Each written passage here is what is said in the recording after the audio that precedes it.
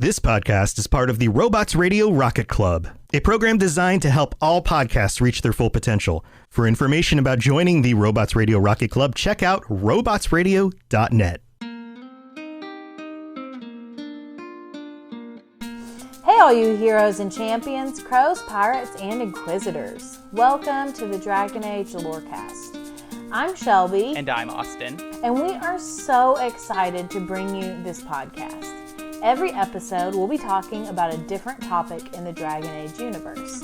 From the Maker to Lyrium to Aravels, we will cover it all. There will be spoilers. And always remember, swooping is bad. Hello and welcome to the Dragon Age Lorecast, where we talk about all things Dragon Age. I am Austin, also known as Teacup. I am one of your co-hosts for this podcast. And I'm She-Cup or Shelby, and I'm the other co-host for this show. All right. Well, we've been going through our factions of Thedas for all of season 2, and this is our last faction episode. I know. Can you believe it? I cannot. We're fixing to start season 3 in just a couple weeks. That's crazy. Yep. But this may be our last faction episode. But let me tell you, we're talking about 3 factions in one. Yeah, because we don't know a lot about these 3 factions. Well, we know a good bit about 2 of them. Not a ton, but yeah. So you want me to just tell them? Uh-huh. We are talking about 3 Dwarven factions today. I know all of our dwarf simps are going to be happy. We're talking about the Silent Sisters, the Sha-Brytol, and the Legion of the Dead. Dwarves, and more dwarves. Exactly. Now you might be asking, okay, we're talking about a lot of Dwarven factions, and there's one big one that I guess we didn't mention, which is the Sha-Bryt. And the thing about that is there's just not enough information about the Sha-Bryt for us to really give anything. We know they are keepers of the history of Dwarven society. And in Orzammar. In Orzammar. And that they delete memories that are inconvenient. And really, yes. That's about all we know. So there you go. Yeah, that's why we're not talking about the Sha-Bryt. Maybe after DA4 comes out, we will talk about them. We'll see. We'll just have to see. But so let's dive in. Which one do you want to start with? Let's just go with the Silent Sisters. Okay, so Silent Sisters. We meet them in the very first game. We don't know a lot about them at that point, but we do meet them in Origins. But the Silent Sisters are a fighting order of female Dwarven warriors in Orzammar specifically, and they're dedicated to unarmed combat. The order was founded after the death of a Dwarven warrior woman named Astith the Grey, and she first fought for the woman's right to be a soldier in Orzammar. When no one listened to her or gave women this right, her response was to cut out her tongue, and she dedicated herself to training until she won a grand proving barehanded. She posthumously became a paragon and 195 divine after she sacrificed her life to save that king of Orzammar. So Astith the Grey is badass. Very much similar with the original Sir Aveling. Similar, but I don't think Astith the Grey was as... She wasn't like cast out of her people. Like her people didn't turn their backs on her. They just basically were like, no, and ignored her. They didn't kill her. Right. So that's a little bit about their founding. But interestingly, your cast has no bearing whatsoever on your membership in the Silent Sisters. So a castless dwarf can become part of this order. And more than that, the Silent Sisters accept all women dwarves, as long as they can prove themselves in combat. So really, as a cast list, you've got 3 options. You can live as a bum. Well, I guess you've got 4 options. You can live as a bum in Dust Town. Mm-hmm. You can join up with the Carta. Mm-hmm. You can 5 options. You can go to the surface and be an outcast. You can go into the deep roads and just decide to die. Or you could join the Silent Sisters. I'll add a 7th option. Oh, okay. You can become 6. a Grey Warden. Oh, yeah, Grey Warden. But, go ahead. You could marry someone of a different caste if you're lucky. Then your children won't be casteless. But the thing about all these things is like only a couple of these options are open to everyone. Like to become a Grey Warden, you have to be a good fighter. To become a Silent Sister, you have to be a good fighter. To become part of the Carta, you have to be good at fighting or like at least backstabbing and double dealing. So, and to marry someone out of your class, you got to be really pretty or have some other, extraordinary trait. So not all of these options are open to everyone. Yeah. But anyway, back to the Silent Sisters. Yeah. So during Dragon Age Origins Awakening, the major DLC for that game, when you meet the Architect and in subsequent cutscenes after first meeting him, you will see a female Dwarven ghoul by the side of the Architect. This is Utha. She is a Grey Warden who has allied with the Architect. But before she joined the Grey Wardens, she was a Silent Sister. This is why you never see her speak in Awakening, because she can't, because she cut out her tongue as the Silent Sisters do. So, like I just said, the women who joined this order cut out their own tongues in honor of the sacrifice of Astith the Grey. And she, of course, was the first female paragon of the warrior caste. Interestingly, the Silent Sisters always keep the knife they use to cut out their tongues, though they never use it as a weapon. And when they fight in provings, they all dress and look alike. They're sworn never to make a sound, even when they experience great pain, and so they are mute. Silent Sisters have been known to use a form of sign language. Subsequently, they can and do use translators. As they are viewed as extremists, even among women, not all female warriors in Orzammar are part of this order. But it is very important to note that female warriors generally probably wouldn't be allowed still to this day if it was not for the sacrifice of Astith the Grey and the witness of the Silent Sisters that came after her in honor of her. So what do you do if you're born into the warrior caste before the Silent Sisters and you were a girl? I think that would just be your caste. You wouldn't necessarily be a warrior. That's just like that's your family. That's your status.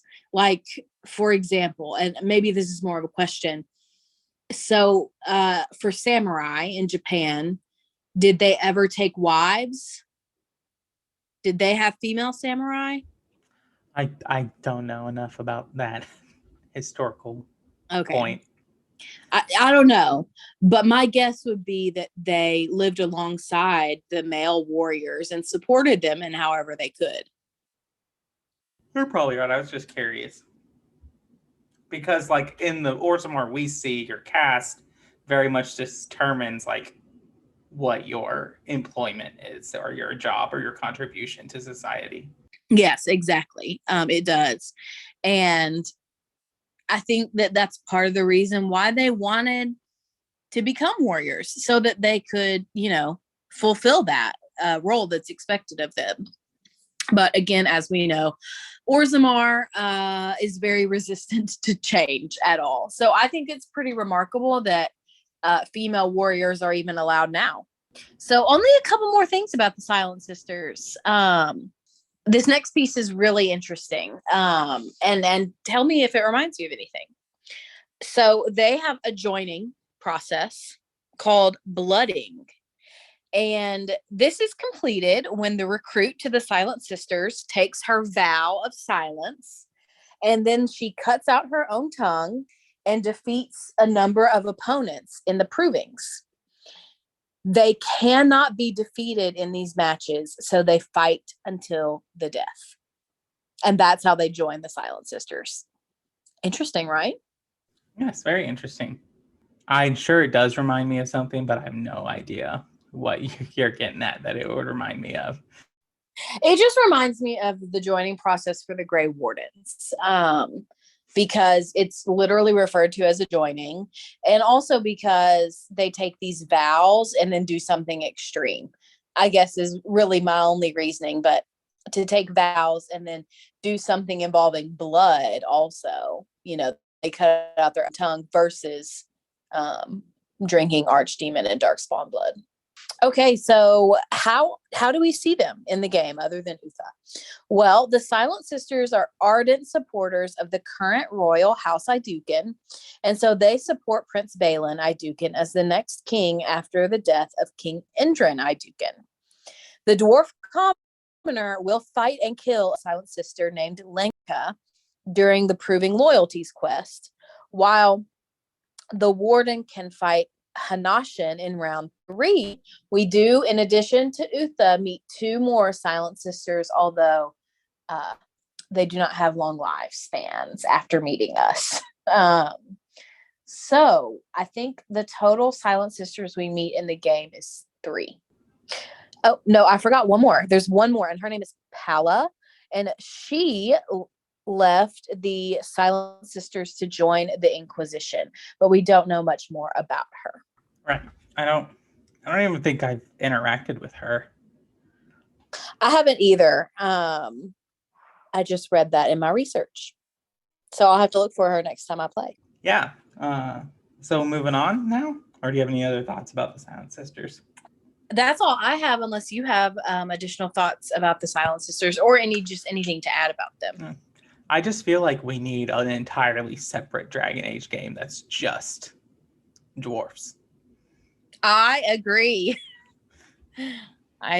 Or at least like a DLC like Awakening, where it's an actual, setting where it's like a miniature game set in Orzammar or the Deep Roads or my favorite, Kalshrok. Yeah. But yeah, unless you have anything else, we can move on. Let's move on. I don't got much else. Okay, so Sha-Brytol. This one's going to be short because really we don't know barely anything about them. But the Sha-Brytol are a group of ancient dwarves, and they are secluded far, far, far beneath the Deep Roads. We first encountered them in the Descent DLC in Dragon Age Inquisition. So in the ancient Dwarven language, the name Sha-Brytol is its translation is revered defenders. Interesting, right? Because they are the revered defenders of the Titans. So the Sha-Brytol, the most interesting thing about them, I think, is that they can physically see with their eyes in ways that regular dwarves cannot. And we do know from the games and from the lore that regular dwarves can see more in the dark than surfacers can, which makes sense because there's far less light underneath in the Deep Roads and in their cities than on the surface, which makes total sense. So of course they would evolve and adapt differently than the species or than the races that live on the land. On the surface, but the Sha-Brytol take it a step further, and they can see even more than regular dwarves. Interesting. It is.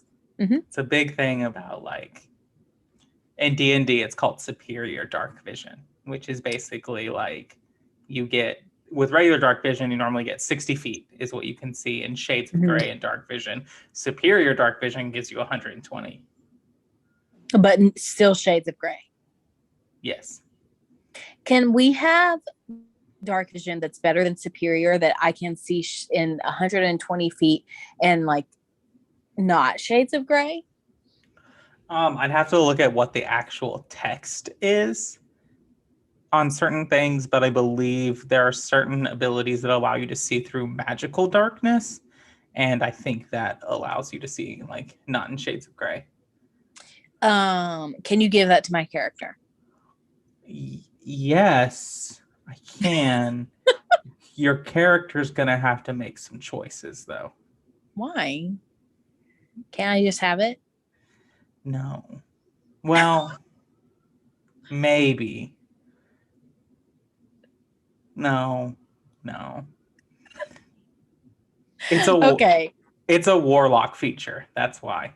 Oh, well, I don't, for some reason, I don't think my paladin, I don't think that would work very well together. I mean, there's a lot of paladins that multi-class into warlock for two. Don't want to get into it, but there's a lot of reasons that they do it, and they're both charisma casters, so it makes sense. Okay, well, let's get back to Dragon Age, not D&D. Mm-hmm. Okay, so my last fun fact about the Sha-Brytol is that, and this will interest you, Austin, both the Sha-Brytol and the Profane from Dragon Age 2 sustain themselves on lyrium. Additionally, a rock wraith was encountered by the Legion of the Dead near the ruins of Hedron Tig, beneath which the Sha-Brytol reside. So it may be, we may be able to speculate a little bit here that the Sha-Brytol, the Profane, and the rock wraiths are all related in some way, or that the lyrium powering them, or giving them energy, I should say, connects them in some way. Well, what do you think? We know the Profane and rock wraiths are connected to each other. I don't know if it's ever stated that, but the Profane and rock wraiths, if they're not the same, they're just two sides of the same coin. Interesting. The only difference is the Profane are named Profane, and we only ever see one rock wraith, which is the one we fight at the end of the Deep Roads in DA2. Right.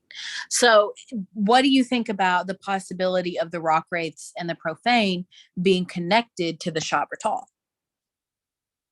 Well, I think it's very possible, especially the way that the Lyrium Guardian or whatever we fight at the Way of the Descent operates. That fight is very reminiscent of not only the DA2 fight with Corypheus because of all the running around in circles you have to do, but also it's reminiscent of that fight in DA2 where you fight the Rock Wraith. That's very true. Very true. So it is possible. I mean, at some point, lyrium is lyrium, and it's going to affect and connect things. True. Very true. Well, let's move on a little bit. So structure and ranks. We usually talk about structure, right? Well, there are 4 that we know of, but I don't know the order of them. So I'll just tell you them, but these may or may not be in order of like power or importance.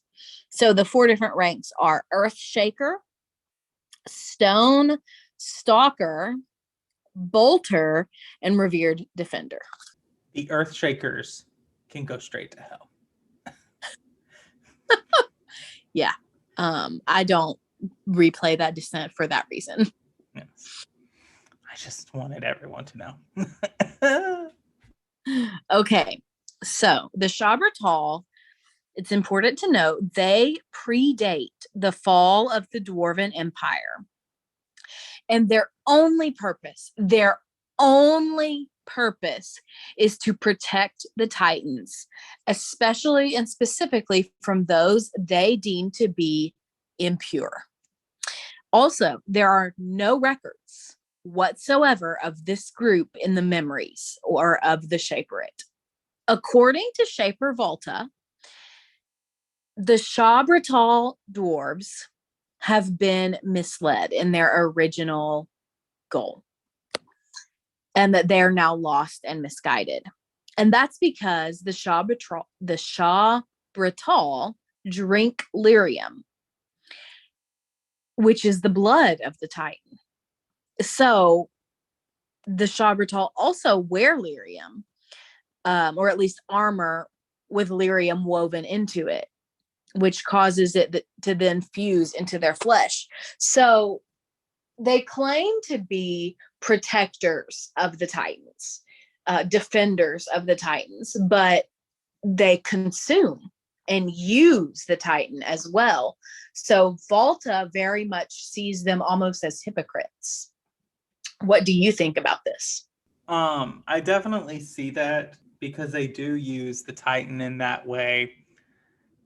But I also just do not trust Valta.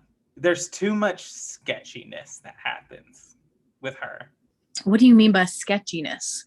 Like, she's not really, I mean, she is forthcoming, but I feel like she knows more about what's going on down there than she initially leads on with there. And like, I know Ren is her friend, and spoilers for the Descent DLC, but like, the way that she just has this brief moment of blaming herself and that this is all her fault that he's dead. And then she just and part of this is probably just Dragon Age quick pacing. And then she just immediately, okay, let's go and figure the rest of this out. I hear that, and I don't disagree. I also just think, though, that there are other characters who display those same exact traits that you like and even love. Listen, I didn't say that I hated Valta. I just said that I don't necessarily trust her. I know, I'm not criticizing you. I'm just raising a point. Okay, and and another thing with that is, I love Fenris, but I am fully aware that he can be nicer to mages, and he has a bias when it comes to mages. I think that is a extremely generous way to put Fenris. Yeah, he could be. Points. Yeah, I mean, yeah, and this is something that I really enjoy about BioWare characters, is that they are flawed, and that they have issues that we can comment on, and even as the player character can encourage them to improve. So there is that, and maybe Valta, maybe we'll see her again when we inevitably go into the deep roads in DA4. If we don't, it's just breaking tradition, and I'm going to be mad about it. Yeah, well, anyway, so let's talk about the Sha-Brytol's involvement a little bit. So in their search for the source of the mysterious earthquakes, a company led by the Inquisitor and Shaper Valta and Lieutenant Ren of the Legion of the Dead descend into the deep roads and go past the deep roads. And while they're navigating a cave system in the dark, this is when they realize they're not alone. They see the bright blue eyes that are watching them despite the near total darkness of the caves. Ren demands that the entities reveal themselves, and he is then shot with a projectile of some sort. The Sha-Brytol then reveal themselves armed with mechanized crossbows and lyrium-infused armor. And this is the first time we ever meet them in the games. They're a new addition into Dragon Age Inquisition. I'll be quite honest, when this first happened and the mechanized crossbows come out, I thought we were about to see guns in Dragon Age. Because it's that fast. It's like pow, pow, pow, pow, pow.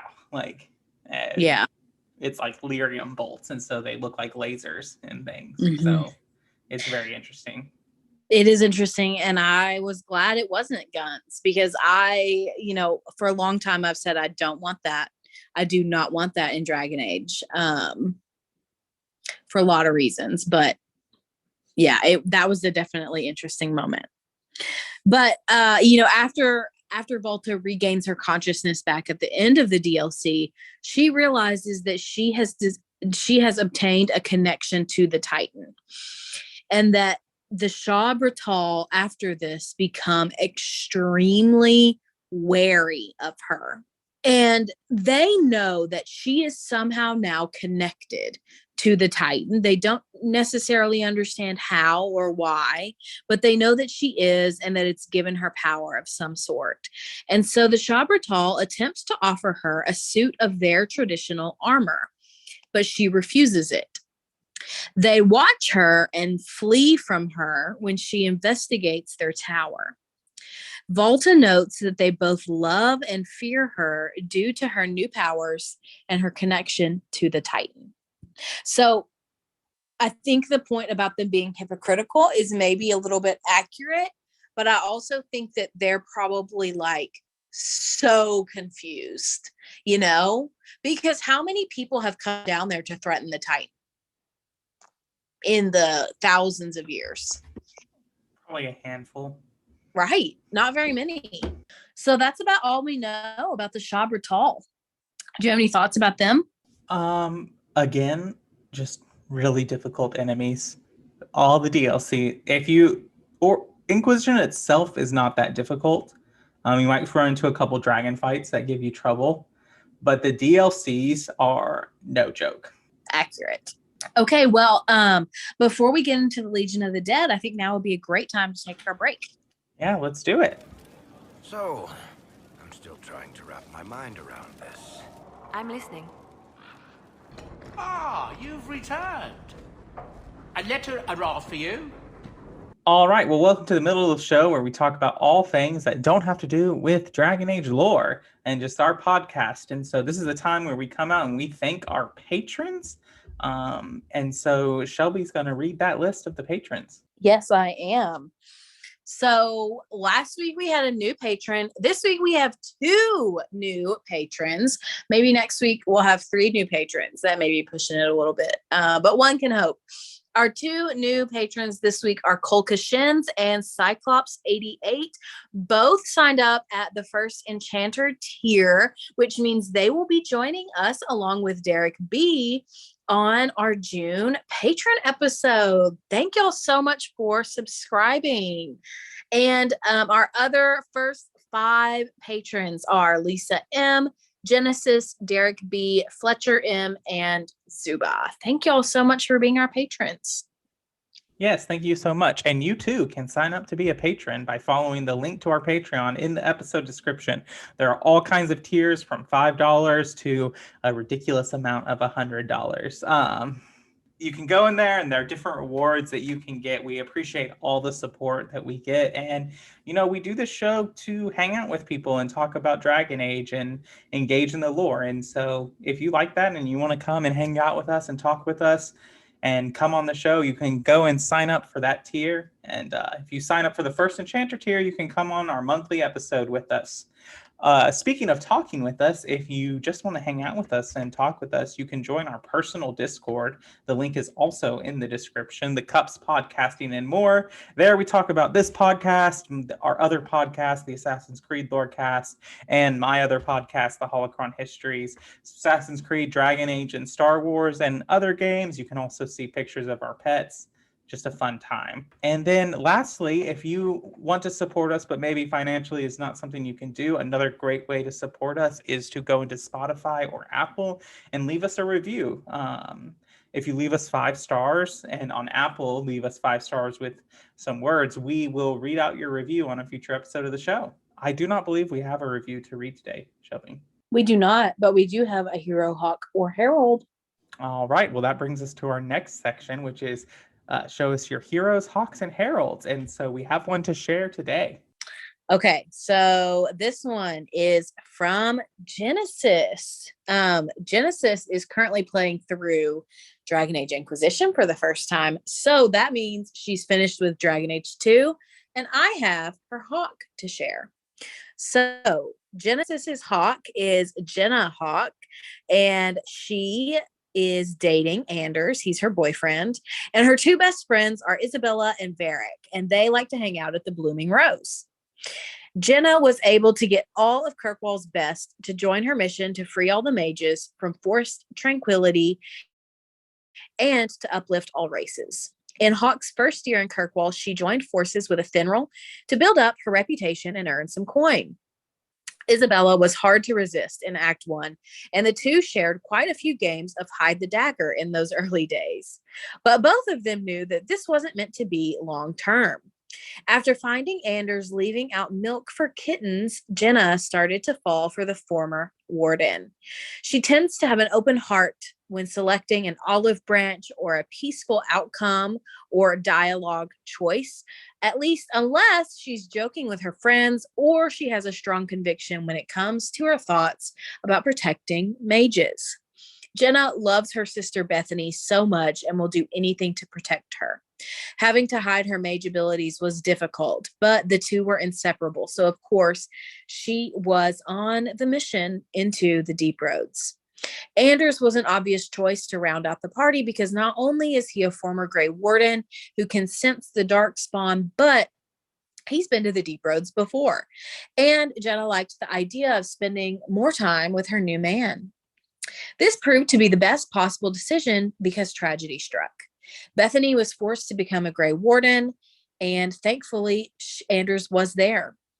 Fainriel was allowed to go to the Dalish camp, but he still struggled there, and so when he was stuck in the Fade, Jenna Hawk helped him beat the demons in his mind and return to the present real reality.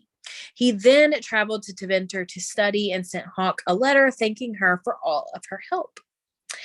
And then, as we know, the Arashok comes next, and he was not an easy Qunari to impress. But eventually, he took a liking to Jenna Hawk and would send her on missions and request aid when situation in Kirkwall became dire. But in the end, it was all for naught. Isabella was the scoundrel. She was the one who stole the item that the Qun demanded in order for the Arashok to leave. Even though Izzy came to her senses and returned the book, it wasn't enough to sway the Arashok. An all-out brawl broke out in the keep, and the final blow to the Qunari people in Kirkwall was dealt. It was not a happy battle for Jenna because she wanted to broker peace. Growing up alongside a mage and falling in love with another, mages hold a special place in Jenna Hawk's heart. She believes that they should all be equal and valid members of society and that they should never be forced into tranquility or to be slaves to a circle that won't let them expand their knowledge. After the drastic move was set off by Anders, we all know what that was, Jenna thought her world was collapsing along with the Chantry. The High Cleric was her friend, after all. But when Anders explained his reasoning and explained how peace was impossible and that a hard line in the sand needed to be drawn, Jenna understood.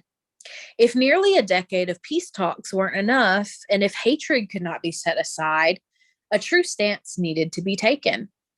When it came to the final decision of who to side with, Jenna chose the mages. Jenna had been trying for years to broker peace. For years, she spoke with both the mages and the Templars, helping both with any tasks that were required, but in the end, Meredith pushed the line too far. No one should ever die, be abused, or forced into submission based solely on the way they were born, Jenna Hawk argues. Aveline and Fenris unfortunately could not see past their preconceived notions and sided against Hawk originally. But once Meredith's kill on sight order came down, Aveline realized that Meredith just wanted to kill innocent people all throughout Kirkwall. She stood at Hawk's side, and Fenris swore not to fight the mages, swore not to fight to protect the mages. And so he left Hawk. Jenna told Anders that there was no way he could bring on this much havoc to Kirkwall and not remain there and finish and fight this battle. And that is Genesis's Hawk. Thank you so much for sharing her with us and for giving us such a detailed account of your game. It's so much fun. Thank you.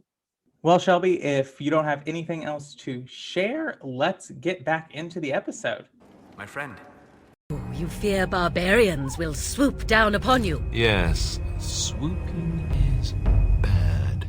Yeah, this is gonna be fun. Our last faction of this season. We're hitting it now. Are you ready? Always. Okay, so our last faction is the Legion of the Dead. Dun, dun, dun. I don't know why I did that. Anyway, I'm ignoring you and moving on. The Legion of the Dead, they are a very important faction in Dwarven culture, and also for everybody else. They're super important because they're the first line of defense against the Darkspawn. So they are an independent branch of the Dwarven army. They are both in and outside of the Dwarven army, interestingly enough. And this is because they directly answer to the monarchy of Orzammar, not like their commanders in the army. And they are specifically devoted to fighting off Darkspawn. The heraldry of the Legion of the Dead is a stylized Dwarven skull, and it's often colored white or gray, depending on, the colors surrounding it. And it is always emblazoned upon the Legion's armor, and whether it's their personal suits or shields or whatever.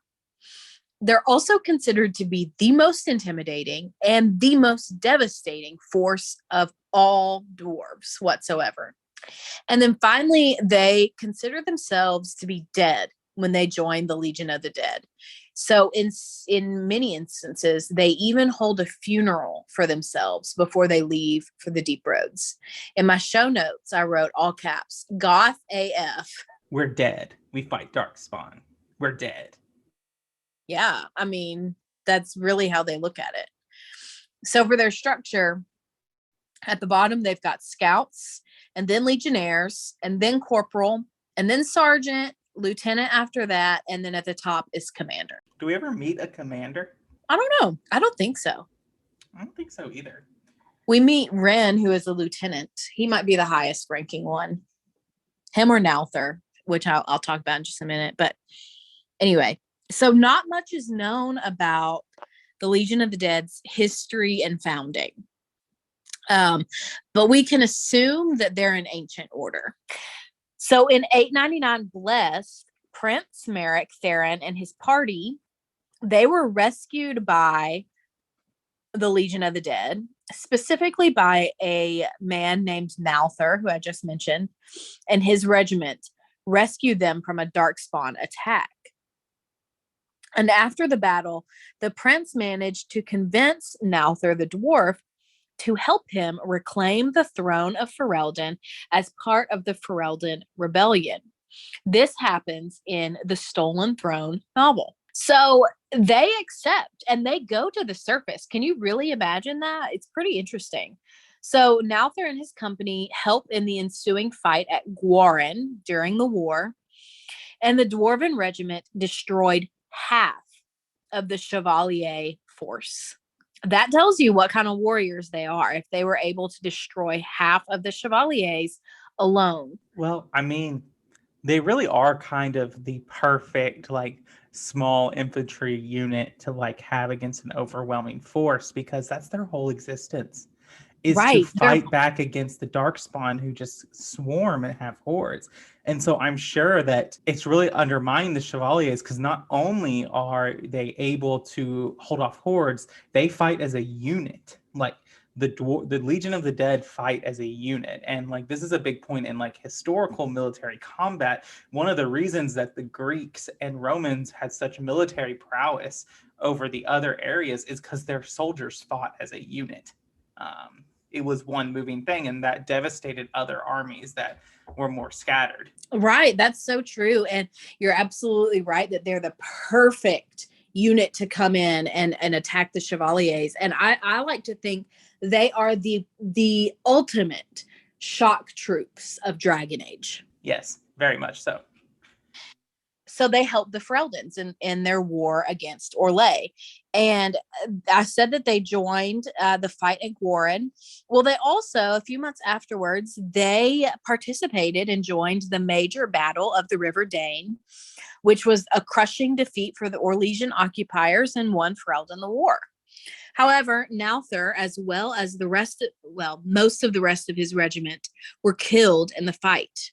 And Prince Merrick at that time promised that they would receive, that their bodies would go back into the deep roads, that they wouldn't just be left on the surface, and Merrick upholds that end of his bargain.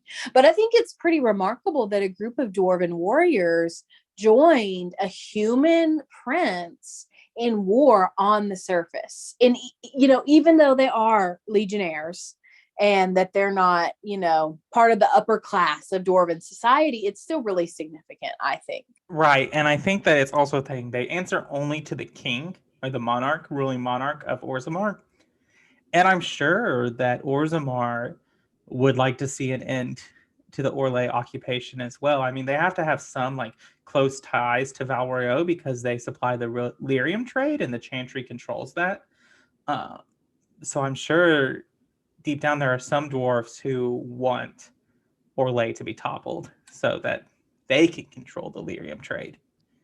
That's probably true. I also think, you know, the main entrance to Orzammar is in Ferelden in the mountains. So at some level, they probably have to work with the Fereldans in some way because of that. So I think that probably impacts it as well. Okay, so let's talk about their involvement a little bit. The Legion of the Dead is a military organization not unlike the Grey Wardens. And I think it's really interesting in this. Because they both accept anyone from any level of society.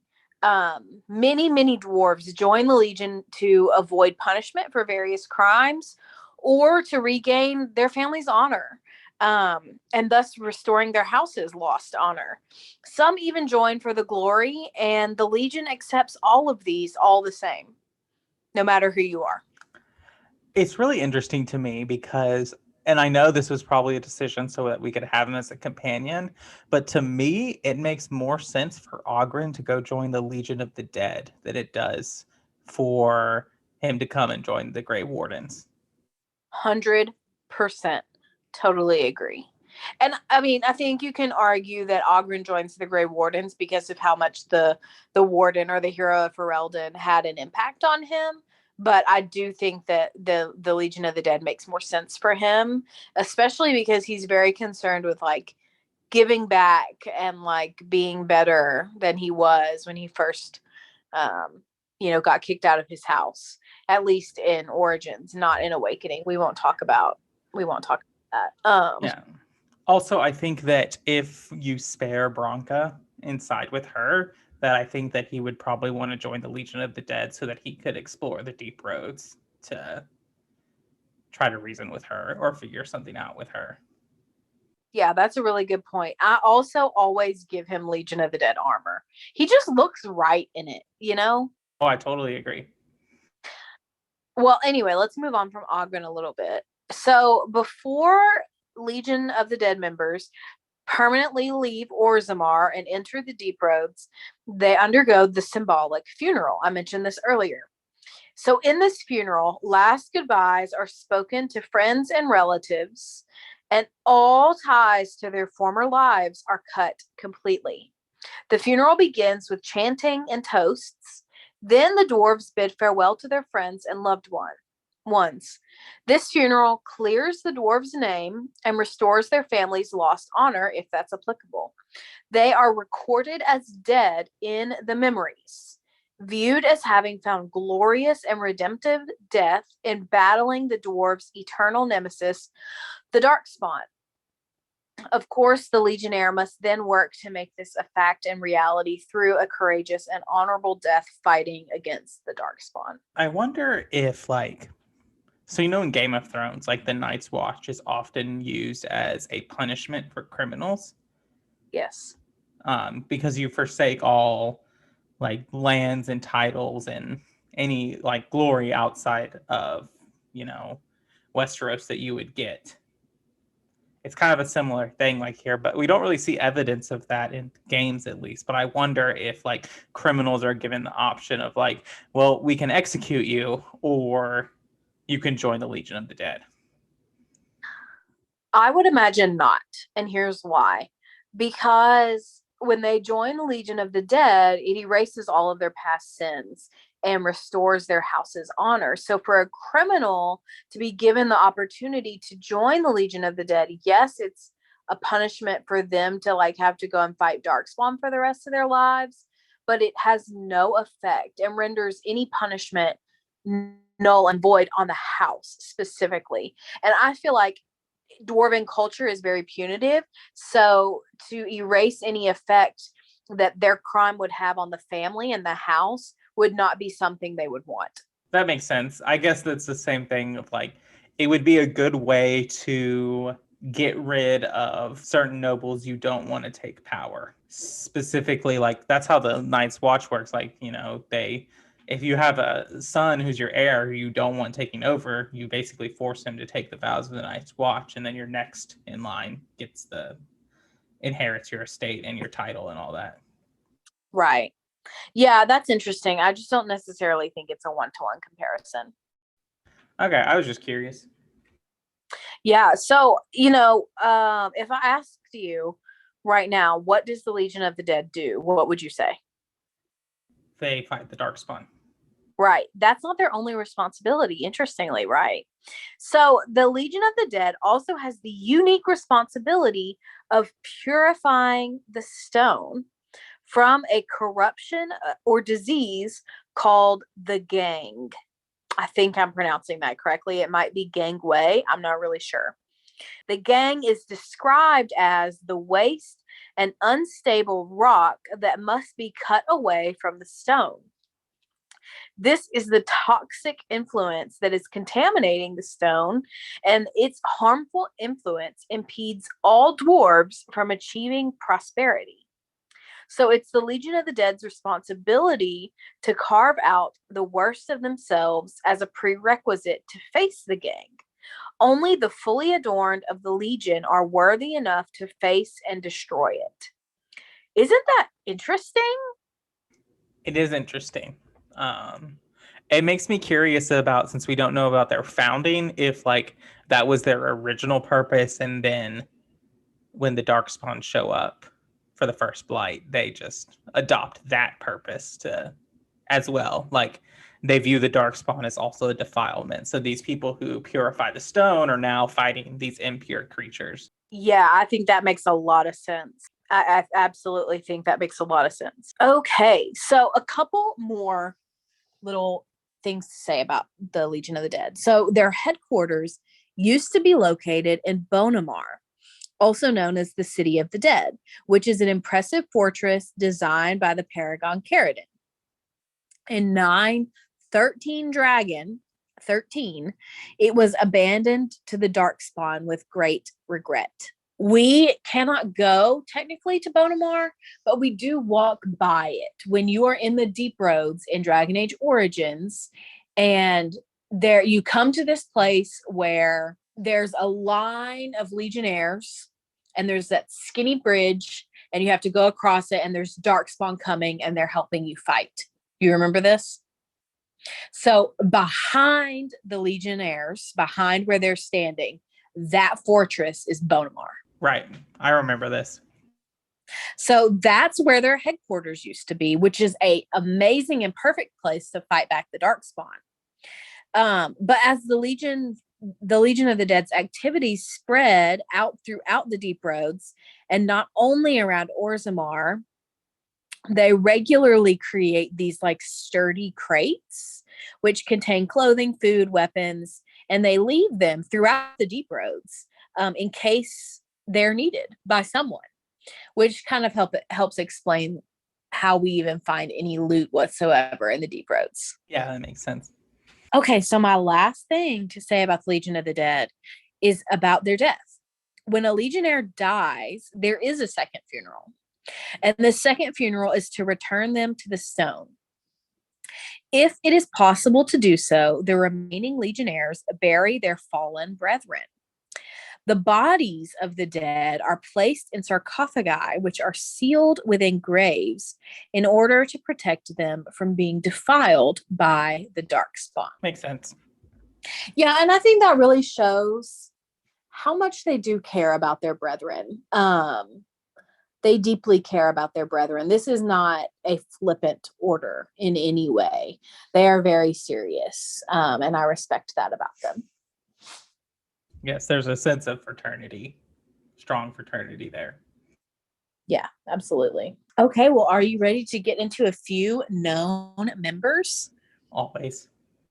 Okay, so we have, of course, Lieutenant Wren, Sigrun, Nauther, who was the one that saved King Merrick and company, Corbin, who is a player-controlled character in the Inquisition multiplayer, Cardall, who is seen in the Deep Roads in Origins, and Aurelian Pentagast. Yes, I said Pentagast, who is the only human to have ever joined the Legion of the Dead. He's from Orzammar, and he is distantly related to Cassandra. He's from Navarra and is distantly related to Cassandra. Right. You also forgot, I guess she doesn't technically join, but Sir Ruth, if you send her in judgment to the Deep Roads, you can basically do a war table operation and she meets up with the Legion of the Dead. Because they basically what you can do, she's a warden mage who bounded demons and killed her brethren, and so she comes before you in judgment, and you can kill her, you can do something, but you can also send her to the Deep Roads, which is kind of what she wants. She wants to die. She says she deserves to die. So you can do a thing where she goes to the Deep Roads and you're basically like, this was all started with a fake calling, like go fulfill the calling, basically. And if you do the war table operation, you find out that she meets up with the Legion of the Dead and basically unofficially joins up with them and hangs around with them. That's very interesting. I knew that she did that. I knew that you could send her to the Deep Roads, but I didn't know that she joined up with the Legion. But she doesn't officially join them. Aurelian Pentagast officially gets inducted. He has the whole funeral and everything. I just find that very interesting that they would even accept someone who's not a dwarf. Right. I mean, but I guess the Legion of the Dead, I guess in their philosophy, it would not be a far leap to be like, well, race doesn't matter because we're dead. Right. And nothing else in Dwarven society matters. So why does race? Exactly. Well, do you have any more thoughts about the Legion of the Dead, the Sha-Brytol, or the Silent Sisters before we get into our side character? I just want to say that I think the Legion of the Dead is probably one of the more honorable factions in Thedas, and truly honorable. There's honor in the Chevaliers, but they remind me of a frat, your stereotypical frat. Yeah, there's a lot of prestige and honor, but they also do really crappy things. Yeah, I agree with you that the Legion of the Dead is very honorable. And I think between the Legion of the Dead and the Grey Wardens, there's just so much sacrifice. And it makes sense because Thedas is a hard, unforgiving world that will kill you the minute that you are not expecting it. And so, of course, there would have to be people who make these sacrifices. So, of course, there would be people who have to make these sacrifices, but it really doesn't hit home to you until you start talking about the people actually in these factions and all that, until you realize okay, these people have committed to literally giving the rest of their lives to make sure that you're safe. It's powerful. Yes, it is very powerful. But that was my last little point. So we're ready to move on. Okay, well, do you know who our side character is for the day? Any guesses? I mean, it's not really fair. I'm looking at the show notes, so. That's true. Well, it's Lieutenant Wren. And as we have already talked about him a little bit, we know that he is a Dwarven officer of the Legion of the Dead, and we meet him in Inquisition's Descent DLC. And he is a temporary companion in that. So Lieutenant Wren joined the Legion to pay off the debts of his father. This prevented his family from losing their caste. Previously, he was a cobbler before joining.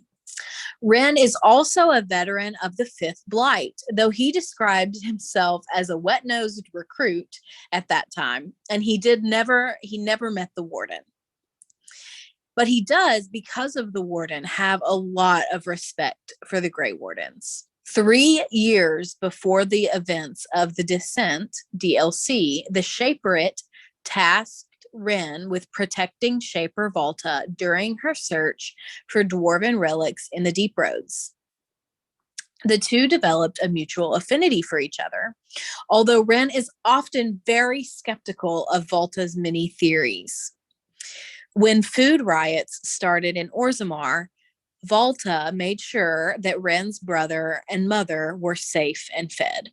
The Inquisitor first encounters Lieutenant Ren and his men fighting Darkspawn, which is on brand. And the Inquisitor then helps them seal off one of the exits to the Deep Roads with lyrium explosives. Ren then accompanies the Inquisitor, their companions, and Valta on the quest to stop the earthquakes through the Darkspawn Warrens and the ruins of Hedron Tig. We do know, unfortunately, during the Descent DLC that Ren dies. He is killed by a member of the Sha-Brytol. And he is buried according to Dwarven tradition. And if you take Cole will say that it sings softly under the silence. The stone took him back. He is home again. However, unfortunately, after this, his grave site is disturbed by someone. We don't know who. And his remains are now missing.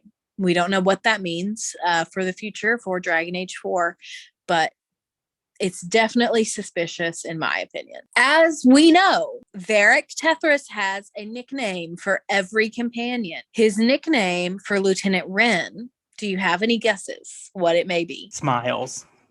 No, I think Smiley is a nickname for someone else. I could be wrong. You're thinking of Varick, Chuckles. I probably am. I'm confusing Miley Cyrus and Chuckles. Making it into the same thing.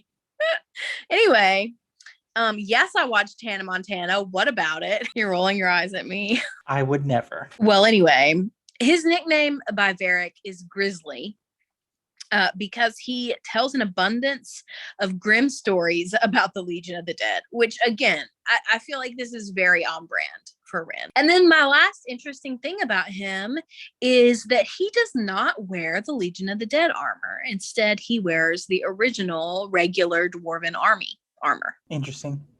It is. And then my last thing that I have is a quote from him that I think sums up his character and sums up the Legion of the Dead. And it's this: "We die in the eyes of our brothers so that we can fight without fear. It offers redemption for the greatest sacrifice." I really like that quote because I think it sums up a good reason of like why I like Lieutenant Ren and that he captured my attention from like the very beginning. And it has to do with the fact that he is so, I guess, realistic is the word that I'm looking for. He's not like awestruck by the Herald at all. He's not concerned with all of these grandiose things that are happening, which is all throughout Inquisition. In fact, he thinks it's like Valta's grand theories he thinks are rubbish and a waste of time. He's just very much a person who's like, this is what's right in front of me, and I'm going to deal with that right now. And I think that's a very needed perspective in Inquisition. And I think that it comes from that he's one of the few people who like is someone important, but is not considered someone important in the like society of the Thedas, at least. I totally agree with that. And I agree that he brings a needed dose of reality to the Inquisition, because they have to be concerned with the future. They have to be concerned with the breach and Corypheus and saving the world and what's going to happen in the future. But Ren is concerned with what's happening now, what's happening right in front of us that we can change and we can control. And that's a really important perspective when everyone around you is thinking about 6 months from now or 6 weeks from now or whatever in fighting the future. So I think you're absolutely right in that he brings a much needed and refreshing perspective to Inquisition. And I also really liked him. He really captured my attention, and I was really sad when he died. I think I stopped playing the game for a little bit when he died because I was very sad. but I really liked him as a character. Yeah, it really did. I think that he also brings a sense of like getting results as opposed to like the method, which so much of the Inquisitor's advisors are so focused on the method in which they get results, whereas Ren is very much of like, there's Darkspawn, we kill the Darkspawn, we achieve that goal, the end. Yeah, absolutely. Which is why I think that there's a lot of commonality between the Grey Wardens and the Legion of the Dead, is because they both kind of have that mindset of, there's Darkspawn, let's kill the Darkspawn, let's get it done. Politics and all that don't matter. Because they don't have the luxury of politics. They don't have the luxury of like, oh, let's argue about how we do this. They don't have the luxury of that. They have to get it done or they die. Yeah, but it's just a really fresh perspective that I think rounds out the world even more. Agreed. All right. Do you have anything else about Lieutenant Ren? I don't. All right. Well, thank you for listening to the Dragon Age Lorecast. We'll see you next week.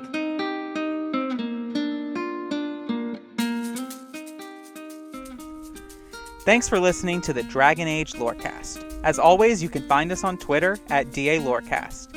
If you have any lore questions, topics to unpack, or side character suggestions, email them to us at dalorecast@gmail.com. The Dragon Age Lorecast is a part of the Robots Radio Rocket Club. You can join the Robots Radio Network Discord by clicking the link in our episode description. If you enjoyed our show, we'd love it if you'd subscribe and give us a review. See you next time. Ever wanted to be a content creator but had no clue where to begin? Come join me as I sit down with content creators that have already faced the challenges you're up against, as they discuss the tips and tricks that help them be successful. Here on The Content Creator's Guide, available wherever podcasts can be found.